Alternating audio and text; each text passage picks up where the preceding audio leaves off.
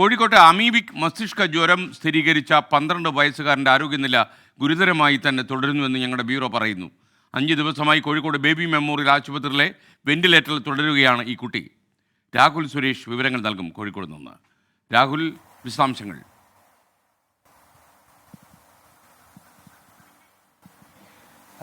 Very good morning. Kozhikode മസ്തിഷ്ക ജ്വരം ബാധിച്ച കുട്ടിയുടെ ആരോഗ്യനില അതീവ ഗുരുതരമായി തുടരുകയാണ്. കുട്ടി നിലവിൽ കോഴിക്കോട്ടെ ബേബി മെമ്മോറിയൽ ആശുപത്രിയിലാണ് ഉള്ളത്.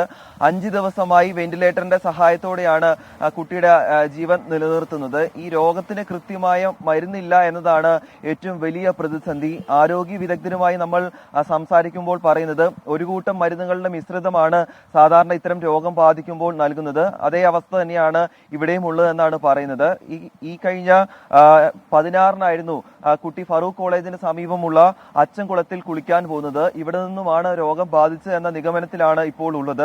ഈ മാസം 22-ാം തീയതിയായിരുന്നു ഛർദിയും തലവേദനയും അനുഭവപ്പെട്ടതിനെ തുടർന്ന് ഫറൂഖിലെ താലൂക്ക് ആശുപത്രിയിൽ കുട്ടീനെ പ്രവേശിപ്പിക്കുന്നത്.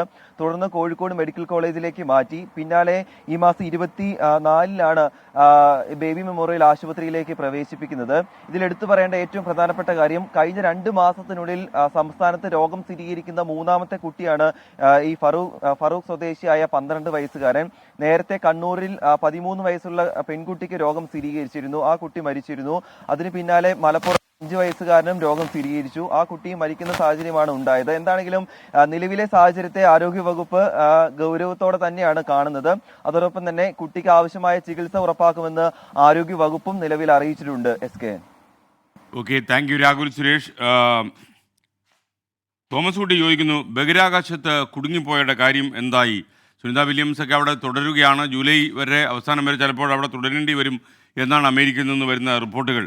എന്തായാലും അവരെ ഭൂമിയിലേക്ക് കൊണ്ടുവരാനുള്ള ശ്രമങ്ങളൊക്കെ, 2 പേരുണ്ട്, 2 പേരെ ഭൂമിയിലേക്ക് കൊണ്ടുവരാനുള്ള ശ്രമങ്ങളൊക്കെ നാസ ധൃതിപ്പെട്ട് ചെയ്യുകയാണ്.